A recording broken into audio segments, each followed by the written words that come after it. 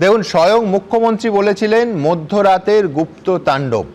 আজ অবশ্য কলকাতা হাইকোর্ট জোড়া বদলি মামলা যেভাবে খারিজ করে দিল, তাতে আদালতের ভরদুপুরের ভৎসনা বলা যেতেই পারে।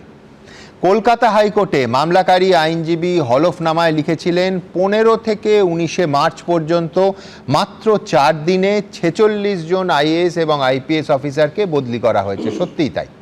আর বদলি হওয়া বিডিও, আইসি, ওসিদের সংখ্যাটা দাঁড়িয়েছে 256।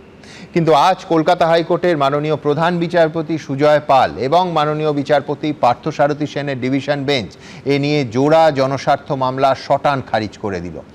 একেবারে স্পষ্ট ভাষায় বিচারপতিরা বললেন, তারপর রায় লিখলেন যে পশ্চিমবঙ্গের অফিসারদের বদলির ক্ষেত্রে কমিশন সৎ মায়ের মতো আচরণ করেছে বলে আমরা মনে করছি না।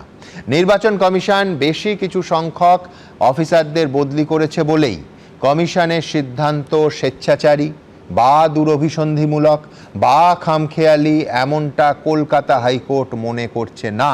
অর্থাৎ এ রাজ্যের শাসক দল এতদিন ধরে নির্বাচনের মুখে প্রতিদিন প্রতি জনসভায় বারংবার যে ন্যারেটিভটা তৈরি করছিল, আজকে কোথাও কলকাতা হাইকোর্ট কার্যত সেটাকেই চুরমার করে দিল।